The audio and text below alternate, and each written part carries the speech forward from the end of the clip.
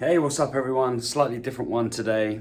I thought I would just record a little video inspired by a talk I gave. Well, not inspired by the talk itself, but inspired by the occasion that I was invited to speak at, which was a secondary school close to me, where I live, Harroway School, invited me as their guest speaker at their sports awards, end of year sports awards. And that's a great honor to be invited to come and give a presentation. And I was invited as a representative of the Jamie G Sporting Trust, which is of course the charity that I am the chairman of. And our role, our constitution, is to raise money that then goes out to help local sports clubs, individuals and organisations to increase participation in sport. And we did help Harroway School. We have helped them over the years with a climbing wall, with basketball nets, the ones that come down from the ceiling, with gymnastic mats, and we've got a strong relationship with them. We know that that gets a lot of community use. It gets sort of hired out of school hours, and then in school hours, you get a lot of kids using this equipment. So for us, it fulfills our constitution, which is to help increase participation in sport within our local area. So I'm invited along. I'm putting a lot of thought into what is it that I'm going to talk about. I always think that as a speaker, the most important thing to do is read the room. And in fact, sometimes that means that you don't really know the complete picture of what you're going to talk about and how you're going to present it until you actually get in the room. Things like the layout, things like the AV, the audio visual equipment, things like the event itself, the vibe, what's happened before you when you go up and speak, what's happening after, the temperature even, if it's hot, clammy and sticky, you got to bear that in mind. If it's cold and airy, you got to bear that in mind.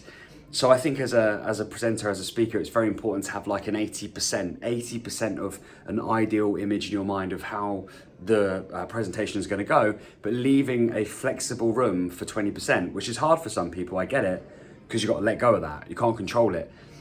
But you can have a map, you can have options, right? I'm going to do this if this happens, that if that happens. So I had a 20% window. I over-planned for content, knowing that I only had about 10 to 15 minutes. And whilst I was up there, I soon made a decision to kind of cut certain sections out and focus on one section in particular, because I could sense the anxiety in the room. I don't know whether that's an awards night that brings that out, or whether it is younger girls and guys. They're anxious, they're worried, they're nervous maybe about the awards. Are they going to win? Are they not going to win? There's lots of people here. I think it's hard for kids, young adults these days, and it doesn't matter how old you are, feeling nervous and anxious is very common.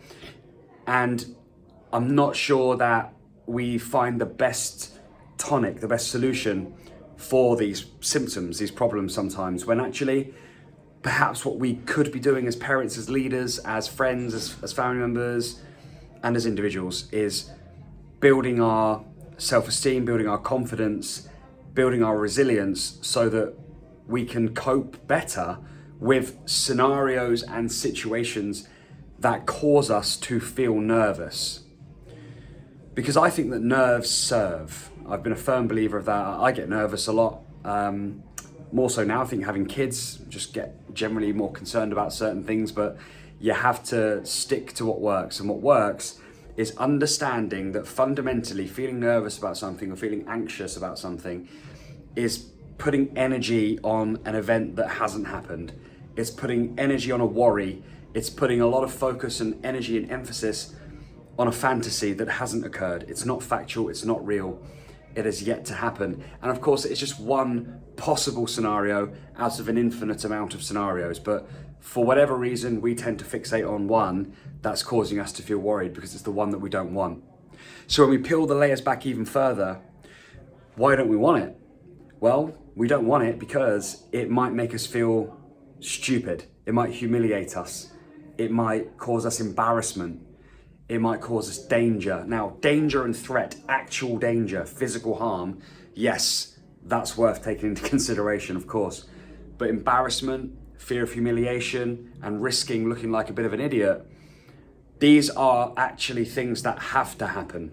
I believe they have to happen for us to catapult ourselves forwards in life. I see embarrassment, humiliation, or at least the fear of it, or the awareness of it, or the vulnerability of it. I see that as like the trampoline that we are to jump on. They are the springs that we are to place our feet on that will then give us the potential and the ability, the power, the facilitation to jump higher. They are the springs in the trampoline. Feeling embarrassed, feeling humiliated, fear of all these things, fear of looking stupid, fear of failing, they are necessary for greatness to occur. And so in the talk last night, I was talking about this saying that I'm sure you've heard of before, which is, it's the taking part that counts. Now, if we really look at that and we really be honest with ourselves, that is usually advice that we would give to a loser. And I asked the audience, I said, would we give that advice to a winner or a loser? They all said, loser. I said, oh, thanks, I've just been called a loser by 100 people. But yes, we do tend to call, people losers. We do tend to give that advice to people that have not been successful, and maybe they feel bad, they feel sad and let down and let themselves down and they're dejected that they didn't win. So we say, don't worry, it's the taking part that counts. Now, of course, it is the taking part that counts. But the interesting thing that I've realized is, because I've been a loser, I've competed in sport jiu-jitsu, which was like the sport that I kind of went the furthest to. I liked having a go at a bit of everything, really.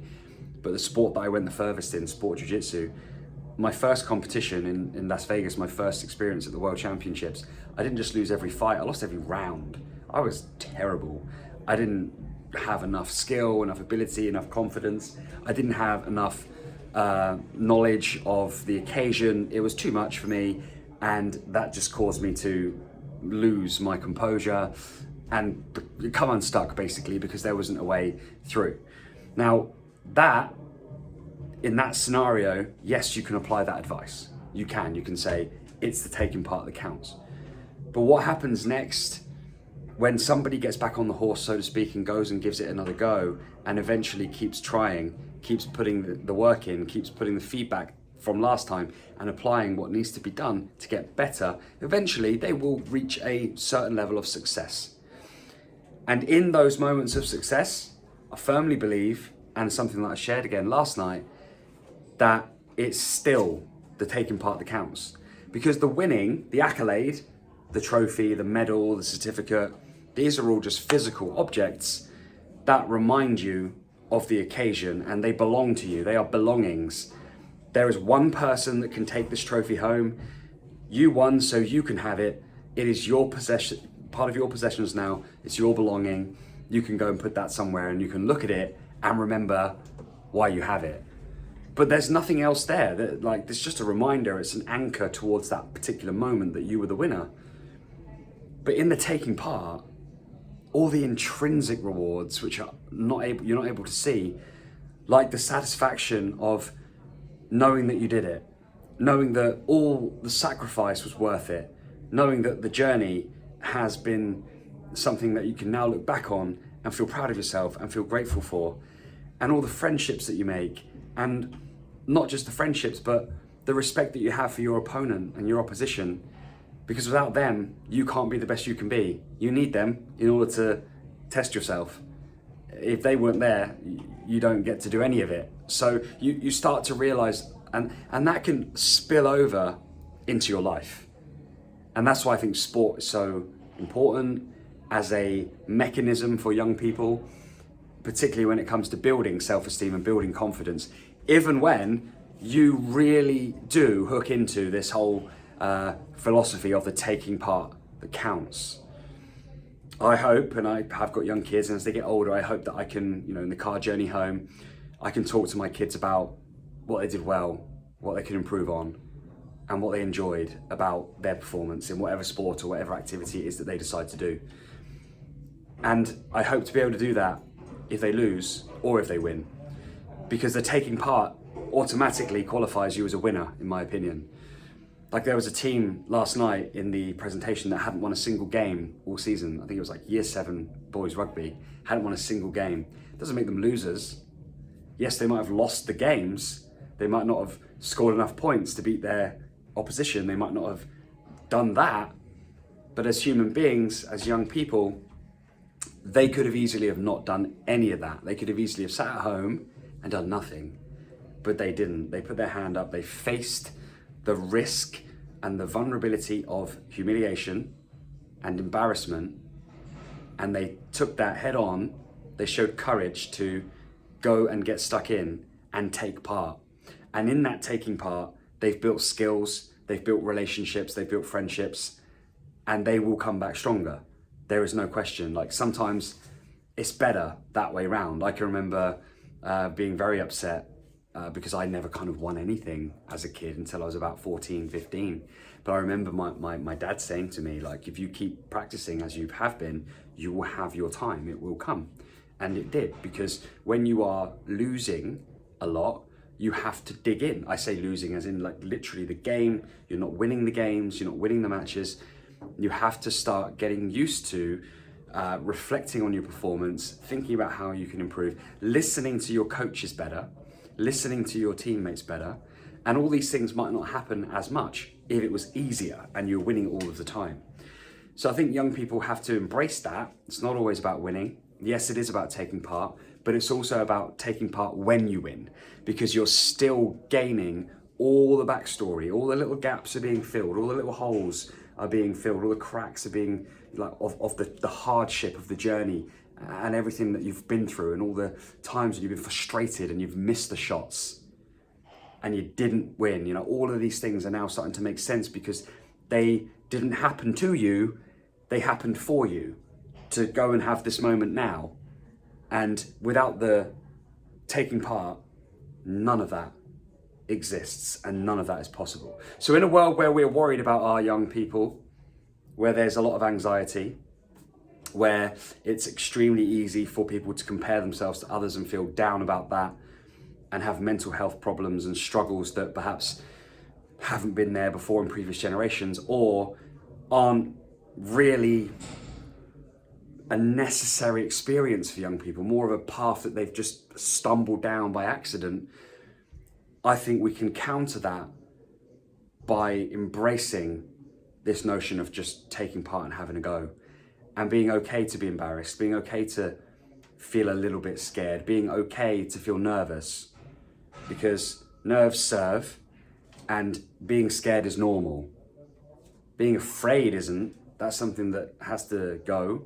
But being scared is normal. That happens, it's a feeling in a moment. But the courage that people have inside, everybody has it, to say yes and ask for help and support, that can help an individual, young or old, to step on that trampoline, so to speak, hit those springs. You know, the springs are the humiliation, the fear of failure, the embarrassment, and then use those springs to bounce up higher than they've ever been before, and achieve all of those intrinsic and extrinsic growth and reward, which is only possible when you take part. So I wanted to share that today. I think it's it's 2 or 3 topics there that I think I'm very close to my heart and very passionate about. And when I see this narrative all the time about people writing off young people, you know, they're doomed, all the technology and the social media, and it's terrible. There was not one child in the room last night that I looked at that I thought I was, concerned, is this child happy? They all looked pretty happy. You know, they're teenagers, so they're a bit grunty every now and again, but they weren't miserable.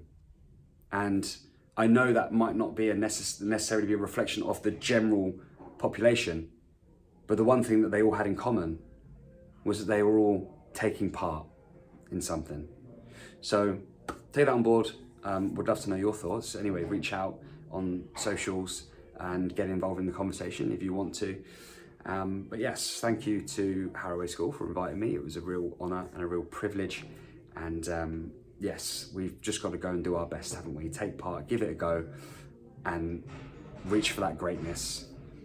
Last thing I'll share, anybody who has ever achieved anything great, anybody who has ever been a winner, a serial winner, has also been a great loser.